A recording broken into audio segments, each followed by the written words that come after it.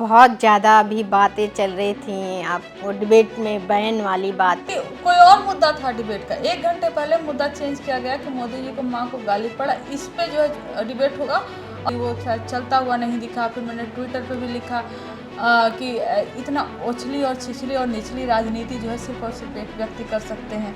तो फिर शाम में जो वहाँ से आई, मैं अपने घर पर आई तो फिर फ़ोन आया चैनल के द्वारा कि आपको बैन कर दिया है बीजेपी ने। तो मैं बोली मुझे बीजेपी ने क्यों बैन किया, मैं तो आरजेडी से हूँ, तो मुझे तो आरजेडी बैन करेगी, बीजेपी कौन होती है मुझे बैन करने वाली। तो बोले नहीं, आपने शायद कुछ कह दिया था क्या चैनल पे, कुछ भारी भरकम डिबेट हो गई थी क्या। मैं बोली नहीं, ऐसा कुछ नहीं हुआ था, आप पिछला 1-2 दिन से देख लीजिए कहीं। और गाली गलौज पे तो मैं उतरती हूँ ही नहीं। तो फिर बोले कि नहीं ऐसा हुआ, तो मैंने उसको बहुत नॉन सीरियस, मुझे लगा हंस के ऐसे ही जोक मार रहा होगा।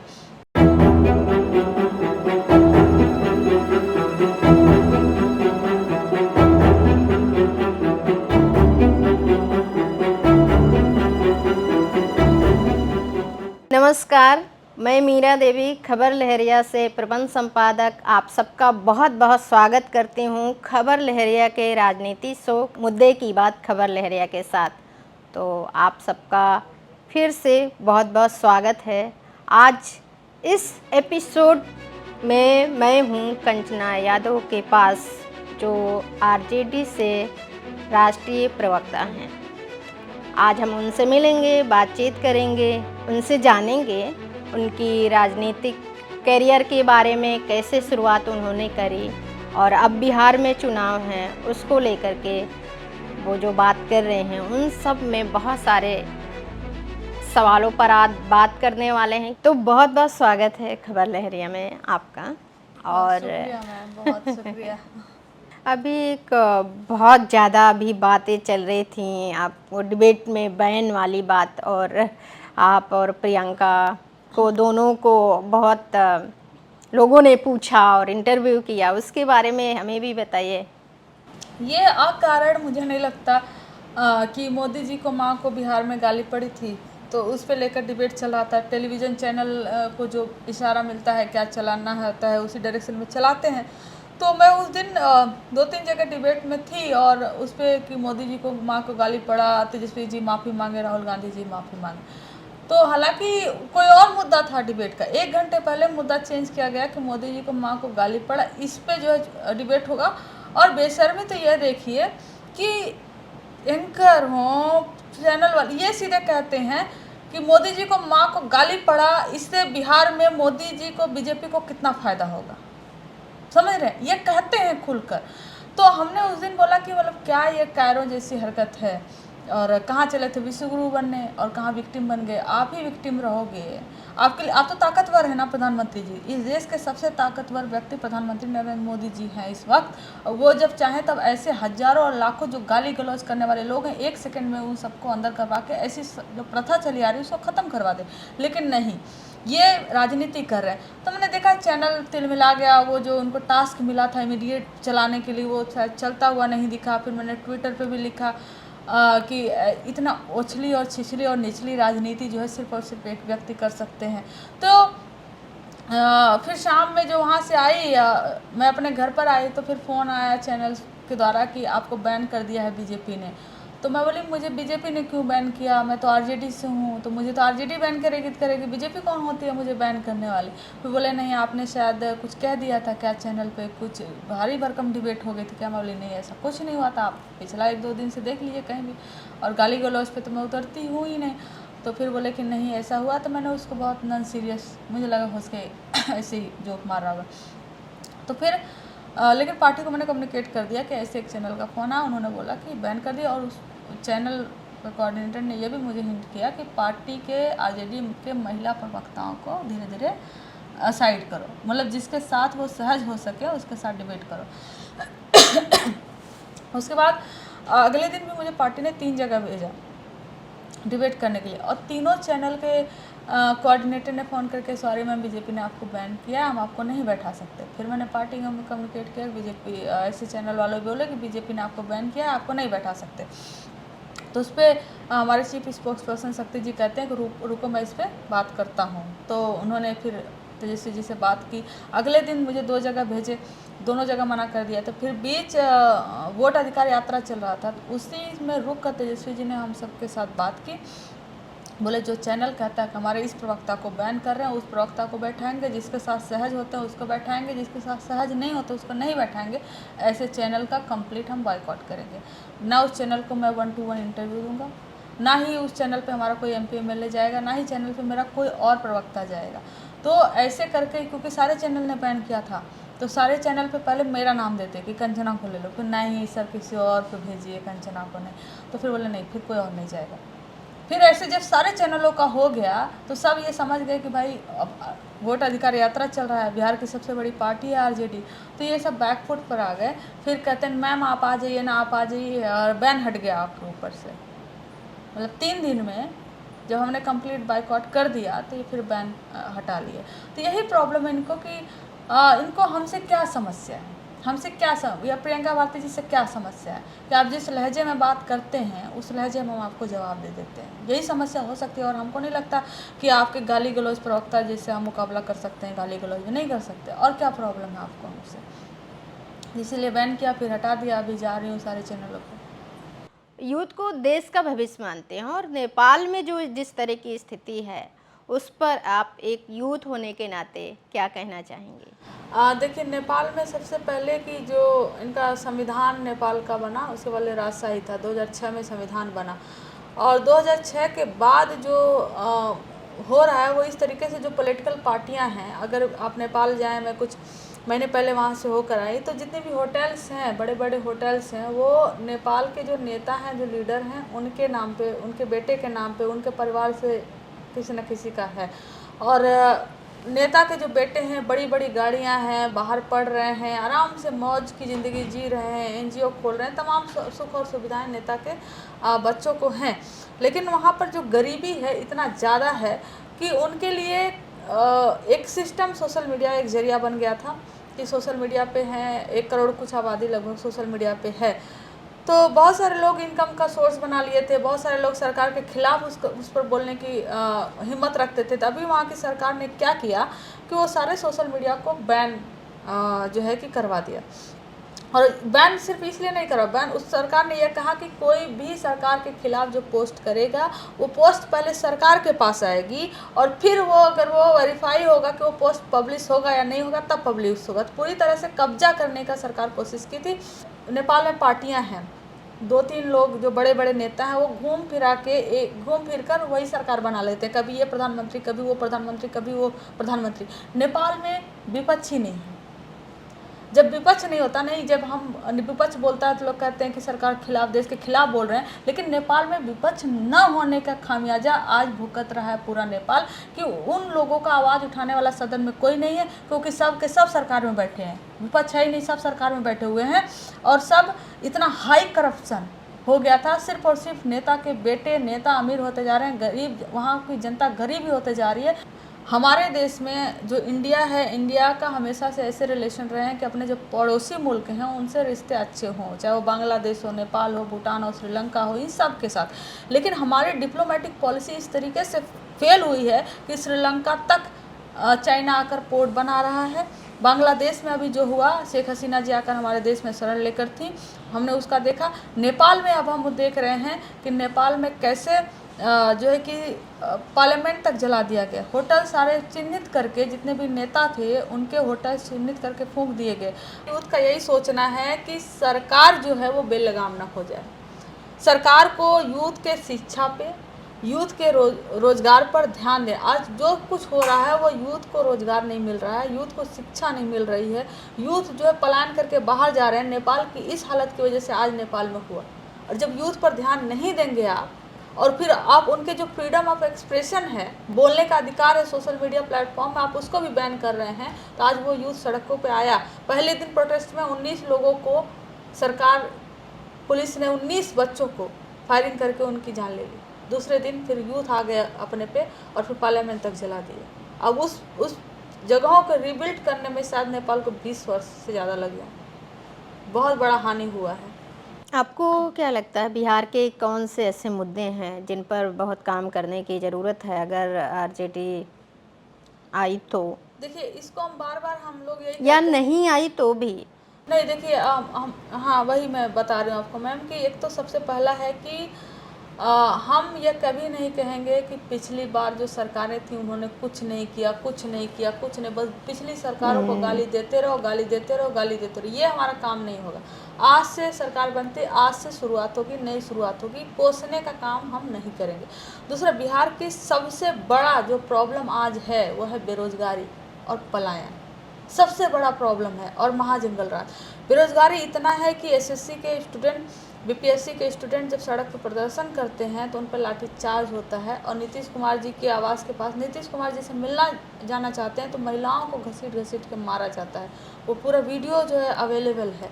और बेरोजगारी इसलिए है क्योंकि बिहार में आपने 11 साल से एक भी इंडस्ट्री नहीं दी। चीनी मिल्स थे जो बंद पड़ते जा रहे हैं और मोदी जी कह रहे थे कि आएंगे हम तो ये चीनी मिल वो चीनी मिल खुलवाएंगे कि चीनी से चाय पियेंगे। आपने कोई नया चीनी मिल नहीं दिया बिहार को और ना ही आपने पूर्व जो बंद पड़ी चीनी मिल है उसको ओपन करवाया। आप वहीं पर जाकर बोलते थे कि हम यहाँ से हवाई चप्पल से चलने वाले लोग भी हवाई जहाज़ से चलेंगे। आज दरभंगा से दिल्ली का टिकट देख लीजिए आप, इतना तो आपको यहाँ से फॉरेन जाने का नहीं लगेगा, उतना महंगा टिकट वो लोग कर देते हैं। और पटना से यहाँ तक का टिकट ले लीजिए। पूर्णिया हो, मधेपुरा हो, भागलपुर में यहाँ पे नए नए एयरपोर्ट बनेंगे जो ये 2014 के सारे प्रोमिसेस हैं, एक भी प्रोमिस फुलफिल नहीं हुआ। बिहार में जो यूनिवर्सिटीज़ हैं, जैसे पटना यूनिवर्सिटीज़ को केंद्र राष्ट्रीय विश्वविद्यालय बनाने की मांग चल रही थी लेकिन इसको नहीं डाले। और चाहे जयप्रकाश नारायण जेपी यूनिवर्सिटी हो ले लीजिए तो लालू जी के टाइम पर वो बना था, लालू जी उसके लिए फंड रिलीज किए थे। चाहे मधेपुरा में आप भूपेंद्र मंडल यूनिवर्सिटी ले लीजिए या विनोबा भावे जो अभी झारखंड में चला गया यूनिवर्सिटी उसको ले लीजिए। ऐसे तमाम यूनिवर्सिटी लालू जी अपने सरकार में दिए और जब रेलवे मिनिस्टर हुए तो व्हील जो होता है ना उसको बनाने का, पहिया बनाने का कारखाना इन्होंने छपरा में खोला। लेकिन एक भी इंडस्ट्री गिनवा दें कि ये लोग दिए होते। ये जो समस्या है पलायन का तब तक नहीं रुक सकता जब तक अच्छे विश्वविद्यालय नहीं बनेंगे बिहार में, केंद्रीय विश्वविद्यालय नहीं बनेंगे बिहार में। और आज का जो मॉडर्न टॉपिक है जिसमें एआई हो गया, डेटा जैसे सब्जेक्ट्स हो गए, इसके लिए सेंटर नहीं खुलेंगे बिहार में और ख़ासकर इंडस्ट्री नहीं ओपन होगी तब तक पलायन नहीं रुकेगा। तो बेरोजगारी जो 2020 में भी हमारे लिए सबसे बड़ा मुद्दा था, चुनावी मुद्दा था, इस बार भी बेरोजगारी और महंगाई और पलायन ही सबसे बड़ा मुद्दा होगा। और भी मुद्दे हैं लेकिन ये मुद्दा सबसे बड़ा मुद्दा होगा। क्योंकि आप शिक्षा से इतना वाकिफ़ हैं तो अगर हम नालंदा यूनिवर्सिटी की बात करें। जी बिल्कुल, नालंदा एक यूनिवर्सिटी एक पुराना, बहुत ही आपको मालूम है कि एक शान है, बिहार का शान है। अगर कुछ जगहों पर कह दिया जाए तो नालंदा उसमें से एक आता है। तो जो उसका बुरा हाल पड़ा हुआ था, पिछले ही साल नालंदा का एक नया विंग खुला है, उसका रिनोवेशन हुआ, रिनोवेट किए गए हैं। और नालंदा में सबसे ज़्यादा जो है फॉरेन जो स्टूडेंट आते थे पढ़ने, चाहे देश भर में कहीं आए या नहीं आए लेकिन नालंदा में आते थे पढ़ने, उनकी संख्या लगभग ना के बराबर हो गई है। जब फॉरेन से आते हैं पढ़ने यहाँ के स्टूडेंट तो यहाँ के रेवेन्यू पर भी, यहाँ के रिलेशंस पे भी बहुत सारे इफेक्ट होता है, फ़र्क पड़ता है। लेकिन बिहार के नालंदा में बनवाते दिए आप, लेकिन चल नहीं रहा है वो, तो वो एक बहुत बड़ा सवाल है नालंदा को लेकर। लेकिन उसके अलावा भी हमारा ये है कि आखिर में जब IIT दिल्ली हो या JNU हो या दिल्ली यूनिवर्सिटी हो, इस तरह के यूनिवर्सिटी, जामिया मिलिया इस्लामिया यूनिवर्सिटी हो, इस तरह की यूनिवर्सिटी दिल्ली में है, कैपिटल है देश का, यहाँ बच्चे बिहार के आते हैं पढ़ने। आज भी बिहार के लोग ट्रीटमेंट कराना होता है तो दिल्ली के एम्स में आते हैं। वहाँ के एम्स की इतनी बुरी हाल हुआ है कि चूहे वहाँ पर घूम रहे हैं, मेडिकल दवाएं गायब हो जाती हैं तो कहेंगे चूहे खा गए, पुल के पुल बह के जा रहे हैं। तो एक बहुत विकराल समस्या, हमको लगता है कि ये सब जो है तभी सुधरेगा जब एक स्ट्रांग और विजन भरा एक लीडर आएगा और एक परिवर्तन होगा। तभी परिवर्तन होता है ना कि लोहिया जी कहते थे कि 5 साल में परिवर्तन की जो बात करते थे, हमको लगता है कि वो बहुत ज़रूरी है, वो परिवर्तन बहुत ज़रूरी है अभी बिहार में अगर उसको आगे ले जाना है। और एक बात हम लोग कह रहे हैं आजकल की, मतलब मोदी जी को विक्ट्री चाहिए बिहार में और फैक्ट्री चाहिए गुजरात में। तो मतलब फैक्ट्री आप गुजरात में जाते हैं तो ये फैक्ट्री वो फैक्ट्री आप बात करते हैं, लेकिन बिहार में 2015 में जब चुनाव हम सब जदयू और RJD साथ में लड़ी थी तो मोदी जी आकर कह रहे थे उस प्रचार में, भाई और बहनों कितना दे दूँ, 50,000 करोड़ दे दूँ, 60,000 करोड़ दे दूँ, 1.25 लाख करोड़ देता हूँ। चलो आज तक एक पैसा नहीं मिला। बिहार को विशेष राज्य का दर्जा हम लोग मांग रहे हैं लेकिन अभी तक नहीं मिला। तो किस बात पे ये लोग चुनाव लड़ेंगे। तो आते हैं माँ के मुद्दे गाली को लेकर। अभी अपनी माँ को 3 साल से जिनकी देहांत हो गया और जिनका देहांत जब हुआ तो वो बेंगलोर में कर्नाटक में चुनाव प्रचार कर रहे थे, तो गए भी नहीं थे, बाद में गए। उस माँ को अब पिंडदान करने जा रहे हैं गया में। हमारी प्रवक्ता सारिका पासवान जी को दलित समाज से आती है, पता है उनको क्या कहा? सारिका पासवान जैसी 100 से 200 में बिकने वाली लौंडिया, ये शब्द यूज किया। आप सोच रहे हो ना, बीजेपी ज्वाइन कराते हैं, इनके राष्ट्रीय अध्यक्ष जो है वो ज्वाइन कराते हैं, प्रदेश अध्यक्ष ज्वाइन कराते हैं, मोदी जी इनके सामने नतमस्तक है। ये देख लीजिए कहाँ चले थे विश्वगुरु बनने, कहाँ विक्टिम बन गए। पाकिस्तान की बात हुई, पाकिस्तान को किसने सपोर्ट किया? अच्छा, बांग्लादेश मॉडल क्यों? आप सुनिए ना, आप जवाब सुनने के लिए आपके पास हिम्मत नहीं है। क्यों संघियों और भाजपाइयों डर गए क्या हमारे साथ डिबेट करने में? राजद की महिला प्रवक्ताओं के साथ डिबेट करने में अगर डर लगता है तो अपने प्रवक्ताओं को थोड़ा सा सिखाकर भेजिए, थोड़ा सा पढ़ाकर भेजिए, थोड़ा सा तर्क देकर भेजिए। जब डिबेट वगैरह होती हैं, या मैंने बहुत ऐसे सुना है कि और देखा भी है कि ऐसे लोग आते हैं जो बहुत पहले से राजनीति में हैं, लेकिन वो शायद किसी भी तरह से, मैं नहीं कह रही हूँ कि वो पढ़ाई हो सकती है या कुछ भी हो सकता है, उसका एक रीज़न बनता है कि शायद वो उस तरह से बात नहीं कर पाते जिस तरह का एक युवा और पढ़ा लिखा पीएचडी होल्डर्स जैसे लोग बात कर पाते हैं। तो कभी कभी वो हावी जैसे आपको नहीं लगता है? नहीं, कि जो ऐसा मैं नहीं मानती। मैं ऐसा मानती हूँ कि बहुत सारे ऐसे लोग थे जो बहुत अच्छे तर्क करते थे टेलीविज़न पे, बहुत सारे लोग थे, नाम गिनाने लगे तो उन सबको ना धीरे धीरे करके साइड कर दिया गया है। वो सब जो है या तो अपना इंडिपेंडेंट प्लेटफॉर्म चला रहे हैं। कुछ नाम अगर बता सकते हैं तो। नाम आप बाद में मैं आपको बता दूंगी, है ना। तो बिल्कुल। बहुत सारे जो लोग हैं कि और भी लोग आते हैं, लेकिन उनका जो कॉन्ट्रैक्ट होता है कि किस चैनल पे जाएंगे और उस पर बात रखते हैं, बोलते हैं।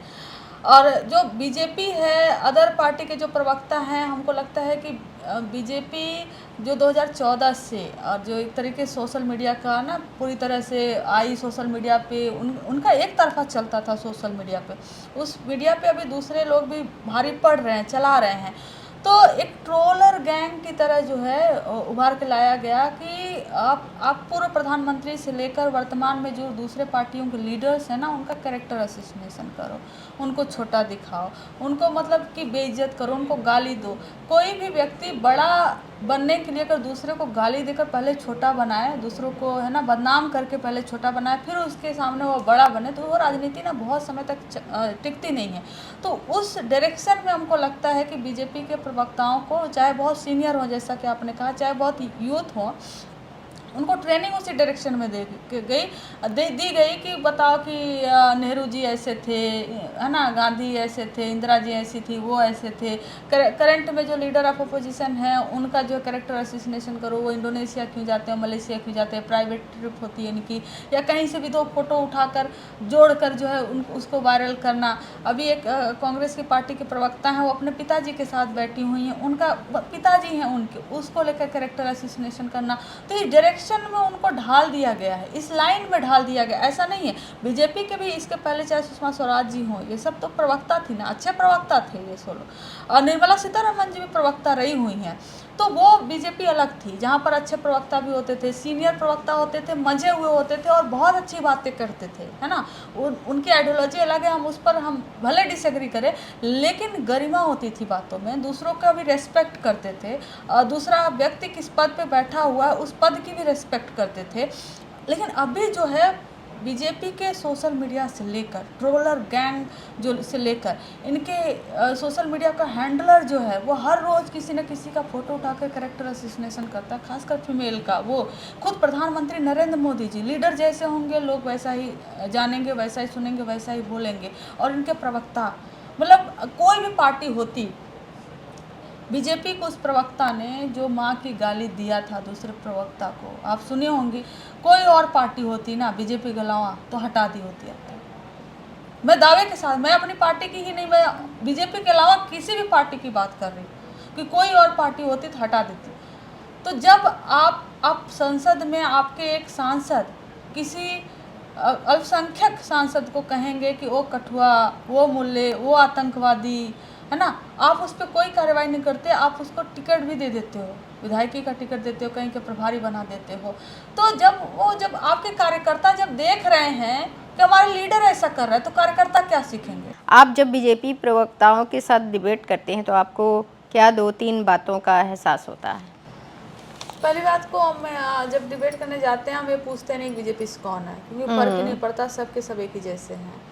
तो कोई लॉजिक नहीं होता, बीच बीच में बोलने लगते हैं, उनको प्रॉपर स्पेस दिया जाता है और उनको कभी कभी ना ऐसे बोला जाता है, बोलो बोलो, जब हम बोल रहे हैं ना और लग रहा है कि अरे ये तो ज़्यादा बोल रही है, तो उधर से ऐसे इशारा दिया जाता है, बोलो, कूदो, बीच में कूदो, फिर वो बीच में कूदेंगे, फिर मेरी आवाज़ फेडअप कर दी जाएगी। तो ये उनको प्रिविलेज है, हमें थोड़ा सा नुकसान इसका होता है। और बीजेपी के प्रवक्ताओं से हमारी लड़ाई है ही नहीं, हमारी लड़ाई तो सीधे एंकर से आ जाती है। एंकर बीच में हटे तब ना हम उनसे लड़ें, यहाँ बाप बन के पहले ही कोई बैठा हुआ है। जब मैं आपके बारे में थोड़ा पढ़ रही थी, अपनी भी तैयारी कर रही थी, तो मुझे पढ़ने को मिला कि आपने जो पढ़ाई करी और उसके बाद जिस करियर में आपने पैर रखा, मुझे लगता है कि जब कोई बच्चे और ख़ासकर आज के यूथ अगर पढ़ाई करते हैं, वो भी साइंस की पढ़ाई करते हैं, तो उनको लगता है कि फिर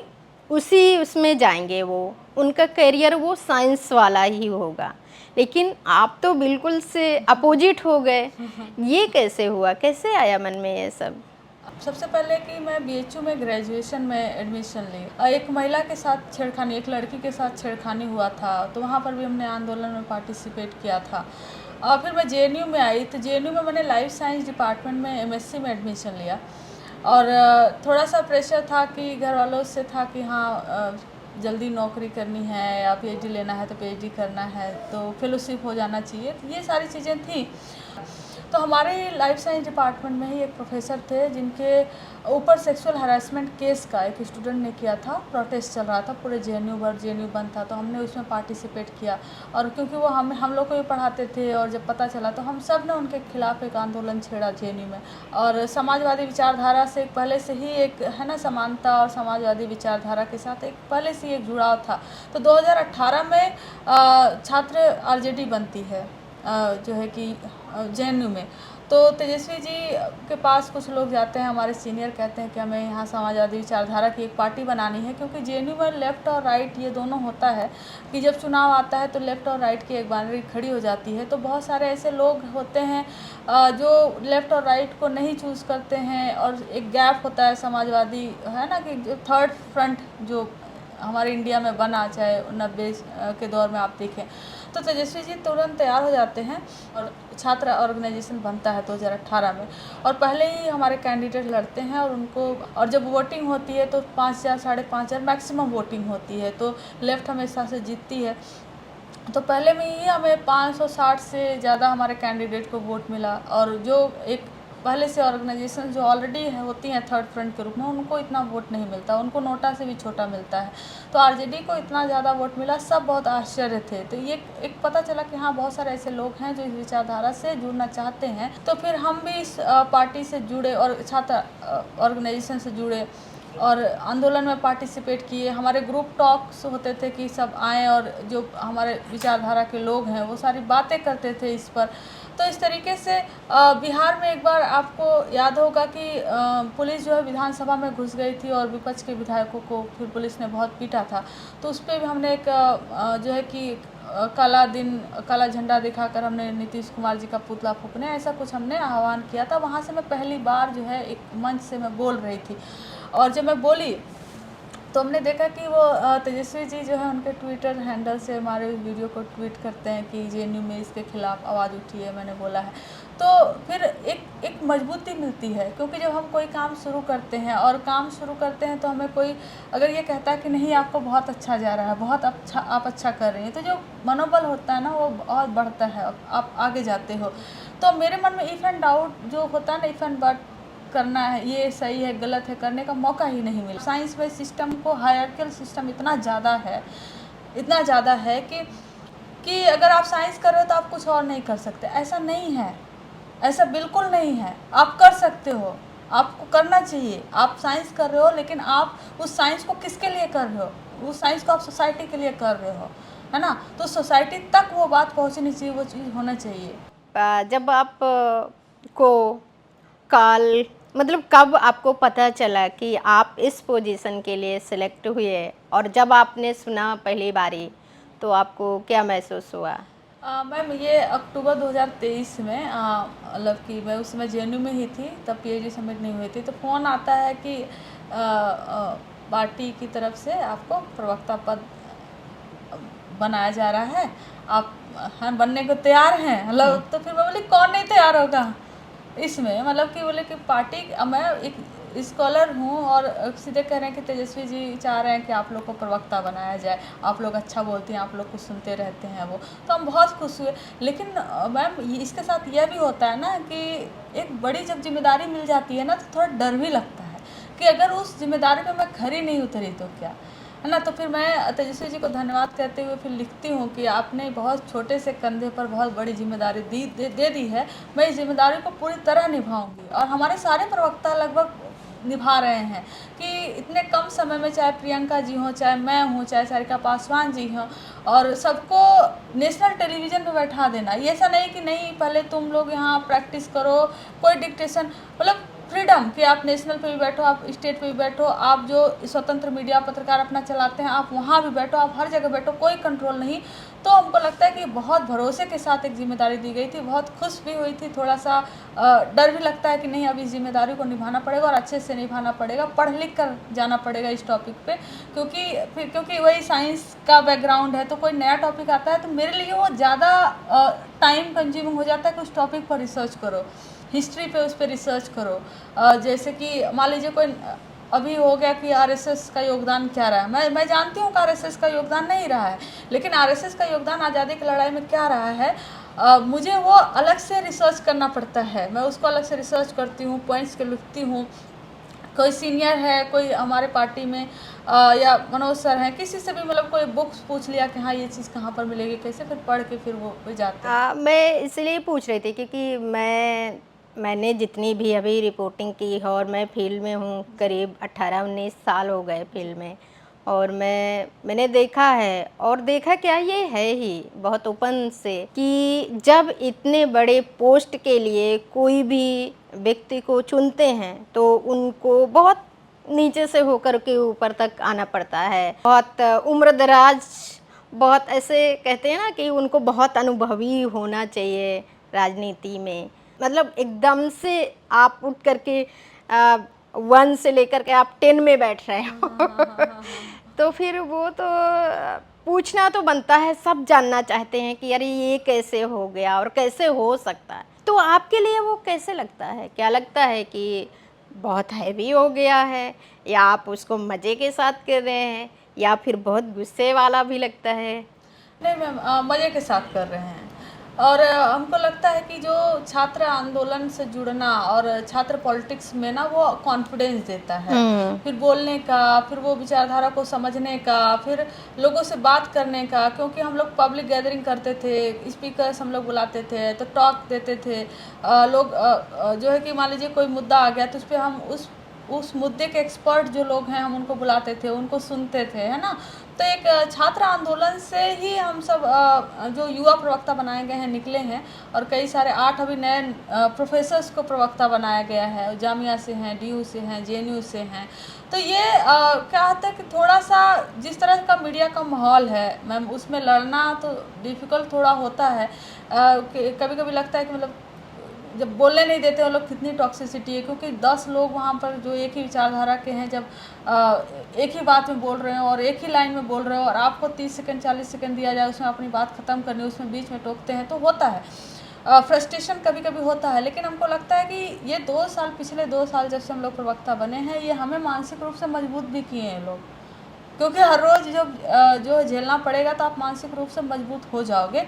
लेकिन अभी क्या है ना कि अभी मज़ा आता है, हमें मज़ा आता है, क्योंकि हम जब कोई प्रवक्ता होता है वो अपने पार्टी का एक तरीके से वकील होता है ना, जिसको जाकर डिफेंड भी करना होता है, अटैक भी दूसरे पर करना होता है, और पार्टी का अभी तुरंत क्या हुआ और पिछले समय में क्या हुआ था, बहुत सारी चीज़ें।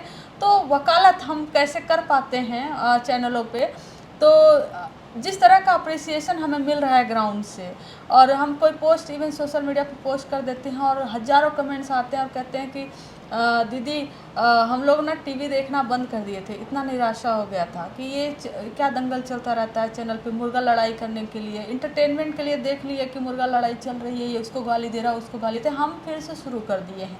तो हमें लगता है कि ये जब कोई कहता है कि हमारी आवाज़ आप लोग बनकर बैठ गए हो, आप बहुत अच्छा बोलते हो, जब हज़ारों की संख्या में लोग अप्रिसिएट कर रहे हो, पार्टी से हो पार्टी से बाहर हो। इनफैक्ट मैम कभी क्या हमेशा होता है कि डिबेट से जब निकल कर जा रहे होते हैं और सारे पार्टी के प्रवक्ता, बीजेपी के प्रवक्ता तक कहते हैं कि भाई आपसे बहस करने नहीं बनता है, क्योंकि तर्क नहीं उनके पास। तो ये जब अप्रिसिएशन मिलता है पार्टी से हो, लीडर से हो, पार्टी के कार्यकर्ता हो, या फिर जो इंडिपेंडेंट, मतलब कि आप कह रहे हो कि विपक्ष से भी लोग बोलते हैं आपको? जी बिल्कुल बिल्कुल, मतलब वो ऑन कैमरा नहीं बोलते, पर ऑफ कैमरा पीछे से आके पीछे से बोलते हैं, कहते हैं क्या भाई आपने तो आज रगड़ दिया, हमें हमारे पास कोई जवाब नहीं था इस बात का उस बात का। मुझे लगता है कि एक जाति का क्या कुछ उसका फ़ायदा है, क्योंकि यादव से जाति शुरुआत होती है, फिर आपका भी ऐसा ही है, कंचना यादव तो ऐसे, तो वो और प्रियंका की अपेक्षा आपके लिए वो कितना है फ़ायदा? इन टर्म्स आप अगर बोले तो किस चीज़ को, हमको नहीं लगता।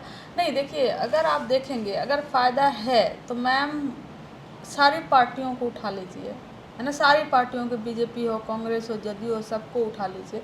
कितनी पार्टी ने अपने प्रवक्ताओं को, मान लीजिए आप यादव टाइटल बोल रही हैं, यादव से ही बना दिया हो। यादव में हाँ मानते हैं कि लालू जी की सरकार आई है, मुलायम सिंह जी की सरकार आई है, सरकार रही है, लेकिन अभी भी जो महिलाओं की हालत है ना, तो ये वो महिलाओं की हालत अभी बहुत बदतर नहीं, अभी बहुत अच्छा नहीं है। वो संघर्ष है ना, वो संघर्ष, इसीलिए जब कोटा विदिन कोटा की बात हो रही थी तो कुछ लोगों ने आवाज़ उठाया था कि जो सवर्ण महिलाएं हैं, अपर कास्ट महिलाएं हैं, उनको भी ओबीसी महिलाओं का जो कोटा है उसमें रिजर्वेशन मिले, क्योंकि उनका भी एक अलग स्ट्रगल है और उनको भी इस कोटा में शामिल किया। तो उनका, हालांकि उनका क्या नज़रिया रहा है, क्या कहना रहा है, वो तो नहीं हुआ, लेकिन आज भी भले रवि राजनीति में पुरुष आ गए हों, लेकिन महिलाओं के लिए आना आज भी तो संघर्षशील है ना। यादव टाइटल होने से आप इस बात से जज कर लेना कि हमारा कोई संघर्ष नहीं रहा हो, इस बात से जज कर लेना कि हमको ऐसे उठा के सब कुछ मिल गया हो, इस बात से जज कर लेना कि पढ़ाई में पहुंचना इतना आसान हो, नहीं। हम संघर्ष सबका होता है, मैं संघर्ष से नहीं, मैं उन चीज़ों को अप्रिसिएट करना चाहती हूँ जिस चीज़ की वजह से मैं पहुँची हूँ। फ़ायदा मिलने का तो मुझे नहीं लगता कि जो मीडिया के लोग, जो एंकर बैठे हुए हैं ना, इस टाइटल को देखकर तो और जल भुन जाते हैं, वो लठैत बोलने लगती। जब कुछ नहीं मिलता है तो राजनीतिक विश्लेषक के नाम पे एक महिला को बैठाया गया हुआ था, वो मुझे लठैत बोलने लगी। अरे ये लठैत है, बताइए मैं तुमसे कम पढ़ी लिखी हूँ क्या, या तुम्हारे पूरे खानदान से कम पढ़ी लिखी? लठैत किस बात पर बोली? जब समय रहा होगा लाठी उठाने का, हाँ हमने उठाया था, जब दौर रहा होगा, जब समय रहा होगा, जब ज़रूरत रही होगी, जब कलम हमारे हाथ में मिला, मंडल कमीशन आने के बाद हमने कलम उठाया। मान लीजिए कि हाँ, मैं इस यादव टाइटल होने की वजह से मेरे साथ कम डिस्क्रिमिनेशन होता है, तो मैं पूछना चाहती हूँ कि कितने यादव टाइटल की महिलाएं ही आ गई हैं राजनीति में, और सिर्फ खुद से आ गई हो राजनीति में, और प्रवक्ता किन पार्टियों ने यादव टाइटल की महिलाओं को बना दिया, है ना। ये बदनाम कर देना, जैसे कि एक ये भी नैरेटिव चलता है कि ओबीसी आरक्षण में सारे आरक्षण तो यादव खा जाते हैं। जब बिहार का जातिगत सर्वे आया, रिपोर्ट आया, तो पता चला कि यादव की पॉपुलेशन है 14%, नौकरियों में है 1.4%। तो आंकड़े जो है ना, वो तथ्य जो वो साफ बताते हैं। इसीलिए हम कह रहे हैं कि जो मिथ है, जो क्रिएटेड है, या एक जाति से दूसरे जाति पे लड़वा दो, ये बीजेपी का काम बहुत यही करती है वो, कि दलित में भी एक दूसरे से लड़वा दो, ओबीसी में भी एक दूसरे से लड़वा दो, इवन जातियों में भी एक दूसरे से लड़वा दो। तो ये जो इनका प्रोपेगेंडा होता है ना कि अरे 46 में से 56 यादव एसडीएम बन गए, तो आप ये बताइए कि अगर कास्ट सर्वे हो जाता, जातिगत जनगणना हो जाता, तो दूध का दूध पानी का पानी हो जाता ना, कि अगर हाँ किस जातियों ने कितना ज़्यादा लिया, किस जातियों ने कितना कम लिया हुआ है। तो हमको लगता है कि नहीं, सबका अपना स्ट्रगल है। और उस टाइटल से तो और कुछ लोग तो और चिढ़ते हैं, यादव टाइटल देख के तो कुछ लोग और चिढ़ते हैं। मेरे कंपैरिजन में एससी समाज की महिलाओं का 1000 के लाख गुना ज़्यादा स्ट्रगल है ना। मेरे ही इवन ओबीसीज में और जो लोग और जो अति पिछड़ा समाज है उनकी महिलाओं का और ज़्यादा स्ट्रगल है। उनके कंपैरिजन में मैं प्रिविलेज्ड हूँ, ये मैं कह सकती हूँ। लेकिन हर एक समाज से आने वाली अल्पसंख्यक महिलाओं का एक अपना अलग समस्या है। तो मेरा समस्या बहुत सारे वर्ग से आने वाली महिलाओं से शायद बहुत कम है, मैं इस बात को ही मानती हूँ। क्योंकि प्रियंका भी हैं तो इसलिए उनका भी ये अपना जरूर से बिल्कुल बिल्कुल मैं एग्री करती हूँ। तो मेरा अगला सवाल यही था कि जनसुराज को आप किस तरह से देखते हैं, उनके बारे में क्या सोचना है आपका? उनके बारे में जो मेरा सोचना क्या है कि पहले तो बीजेपी ने उनको जदयू का राष्ट्रीय उपाध्यक्ष बनाया, और वो जदयू का राष्ट्रीय उपाध्यक्ष बनते हैं। वो 2014 में मोदी जी के साथ काम करते हैं, और मोदी जी के साथ जब काम करते हैं, और मोदी जी की राजनीति जो है वो धर्म की राजनीति होती, हिंदू और मुसलमान को बांटो, और नफरत की राजनीति होती। आप मोदी जी को आप दावा करते हैं कि आपने वो चुनाव जितवाया है, और बहुत सारे फोटोज आए हैं जिसमें आप उस पूरे चुनाव में उनके साथ काम करते हुए मिले हो, और उसके बाद आपको बीजेपी ही आपको राष्ट्रीय उपाध्यक्ष बनाती है जदयू का, और उसमें उनका पूरा ये टास्क दिया जाता है कि जदयू, क्योंकि नीतीश कुमार जी का अंतिम चुनाव होगा ये 2020 में, और जदयू को तोड़ो और अलग करो। फिर आप जो है कि आते हैं अपनी खुद की पार्टी लॉन्च करते हैं, और खुद की पार्टी लॉन्च करते हैं तो आप बीजेपी पे अटैक नहीं करते हैं, आप जो है लालू जी पर, आप आरजेडी पे सबसे ज़्यादा अटैक करते हैं। आप मौजूदा जो करंट 20 साल की सरकार है उस पर बीच में पूछ लेते हैं, 2-4 सवाल पूछ लेते हैं, लेकिन सबसे ज़्यादा अटैक उनका होता है लालू जी पर। और फिर वो कहते हैं, एक इंटरव्यू आया था उनका, मैं सुनी थी, कहते हैं कि बिहार में एक ही राजनीति चल सकती है, आप लालू जी के साथ हैं, आप या लालू जी के खिलाफ हैं, ये उनका इंटरव्यू है वो। और फिर कहते हैं कि हम विकास के मुद्दे को लेकर आगे बढ़ेंगे, हम बिहार का विकास चाहते हैं, डेवलपमेंट चाहते हैं, आप तमाम इशूज़ को आप उठाते हैं। लेकिन पिछले 2-3 भाषणों में अपने वो क्या कह रहे हैं, वो कह रहे हैं कि अगर इस बिहार के 40% हिंदू और 30% मुसलमान मुझे वोट कर दें तो मैं सरकार बना लूँगा। तो आप तो विकास की बात करते थे, आप हिंदू और मुसलमान पे आ गए, आप तो उसी धारा पे आ गए जिस धारा पे बीजेपी होती है। पब्लिक का जो परसेप्शन है कि ये इनको खेल बिगाड़ने के लिए, मतलब वोट कटवा के तौर पर इनको लॉन्च कर रही है बीजेपी। नहीं तो इनके ऑफिस में जितने भी काम करने वाले लोग हैं, हर के पास गाड़ी है, येलो पेंटेड, पीला पेंटेड गाड़ी सबको दी जाती है। इनके प्रवक्ता से लेकर जितने भी वर्कर होते हैं सबको सैलरी मिलती है, और जम के पैसा ये खर्च करते हैं, पूरे बिहार की यात्रा में पैसा खर्च करते हैं। एक भी ईडी और सीबीआई के केसेस अभी तक इन पर क्यों नहीं पड़ती है कि इनके पास इतने पैसे आए कहाँ से, और ये पैसे कहाँ से इतने खर्च हो रहे हैं। तो इसका मतलब है कि कहीं ना कहीं बीजेपी का सांठगांठ और एक थर्ड पिच तैयार करके कि ताकि जो विपक्ष है उसके वोट काटो और उससे बीजेपी आगे बढ़ जाए। तो हम बहुत सीरियस उनको नहीं लेते, हम उनको लेते हैं कि बीजेपी को फ़ायदा पहुंचाने के लिए एक ऐसी पार्टी का सपोर्ट बीजेपी कर रही है। तो अपना आदर्श मानती हैं, कौन आपको अच्छा लगता है? मेरे कहने का मतलब ये वो चाहे जीवित हो चाहे नहीं हो। हाँ कोई भी। फूलन देवी, माता सावित्रीबाई फूले, यही हमारे आदर्श है।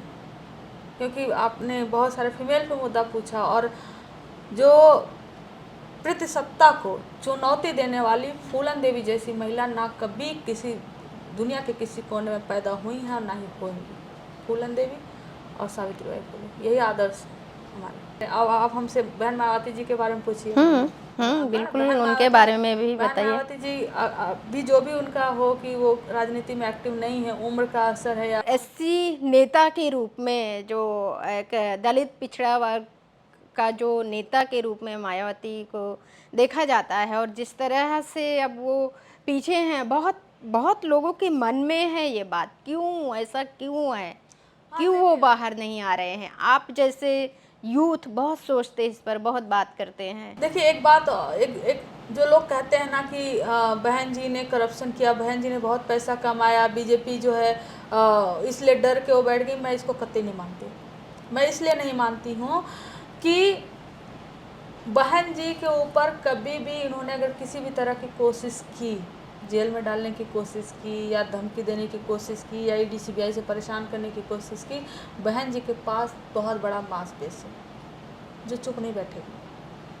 आज भी बहन जी अगर उठ खड़ी हो ना तो सब उठ खड़े होंगे कि बस आप आगे चलिए, हम आपके साथ हैं।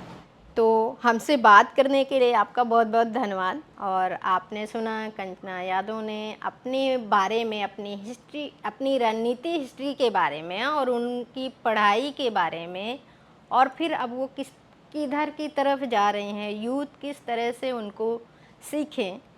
और ज़रूर उनको सीख मिलेगी ये देख करके, जो लोग अपनी बेटियों को राजनीति में नहीं जाने देना चाहते, या अपनी महिलाओं को, मैं बेटियों की महिलाएं, लड़कियां, उनको नहीं जाने देते, तो आप उनके लिए एक तरह से प्रेरणा हैं। तो आपका बहुत बहुत धन्यवाद। और आपके मन से मैं कहूँगी कि जितनी भी बहन बेटियां हैं हमारे देश में, उनको राजनीति में आना है तो आगे बढ़कर आएँ, पढ़ें, शिक्षित हों, इंडिपेंडेंट बने, पैसा कमाएं, राजनीति में आना है आएँ और जमकर मेहनत करें और आगे बढ़ें।